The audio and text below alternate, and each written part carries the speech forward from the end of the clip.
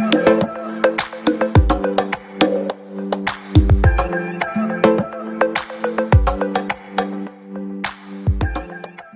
guys! Welcome back to my channel. So for today's video is mag-a-add ako ngayon ng bagong property kasi na-realize ko na dalawa nga pala yung aking YouTube channel and isa lang dito yung nakalagay ko. So ito na yung interface ng Involve Asia. So nabago na siya.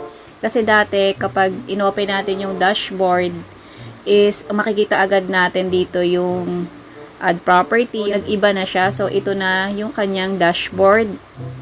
Nakalagay na dito is yung mga name ng mga kapartner ni Involve Asia. Kung may mga bagong campaign, so nandito siya sa dashboard. So ang gagawin ko nga guys today is mag-a-add ako ng property. So mag-a-add ako ng isa pang YouTube channel. So punta ako dito sa publisher. And then sa publisher, meron dyang account settings. So click lang natin yung account settings. And then, by the way guys, ang gamit ko lang is cellphone. And then, dito sa website property, click natin yung add new property. So, same lang din guys yung kaunahan. So, maglalagay ulit ako ng bago. So, ang name of property ko is yung isa kong YouTube channel and okay lang. Dapat saktong-sakto guys kung maliit o malaki yung letter para hindi magka-problema. So, wait lang. And TV PH and then URL niya, so nakopy ko na siya, and then property description, so lagay natin dyan unboxing, lagay tutorial, baliktad, tutorial and unboxing videos. Ayan, mali-mali ang type ko. Unboxing videos. And then, okay na yan. Then, click lang natin yung next. And then, channel. Please select one channel. So, influencer ang pipiliin ko. And then, what types of advertiser you are looking for. Paper sale. Primary category is more on electronics yan eh. So, electronics kasi more on gadget yung mga ina-unbox ko doon. And then ano pa ba, lagay na rin natin dito yung shopping.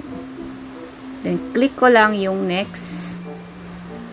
And then traffic acquisition method is display network. Visitor country, please select one or more than one. So lagay natin Philippines.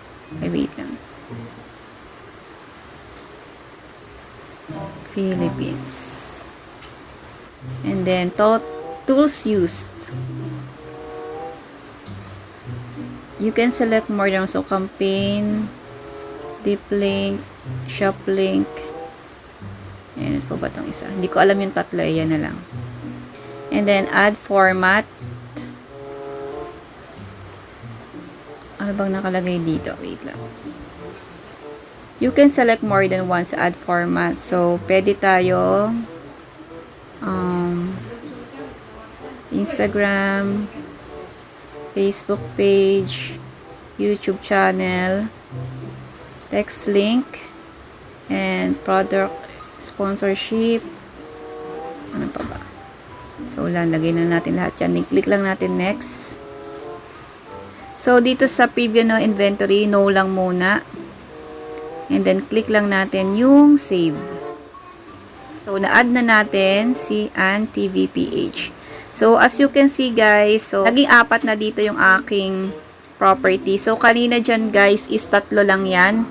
So, nagdagdag ako nitong kaunahan ko, si TVPH. Dahil ngayon ay September 15, so, dito rin nakikita yung date kung kailan ka nag-add ng yung property. Yun lang guys ang ma-share ko sa inyo kung paano mag-add ng property dito kay Involve Asia. So, ayan guys, kung hindi ka pa nakasubscribe sa channel ko, please don't forget to subscribe and click the notification bell para updated kayo every time na may upload ako na bagong videos. Thank you for watching. Bye!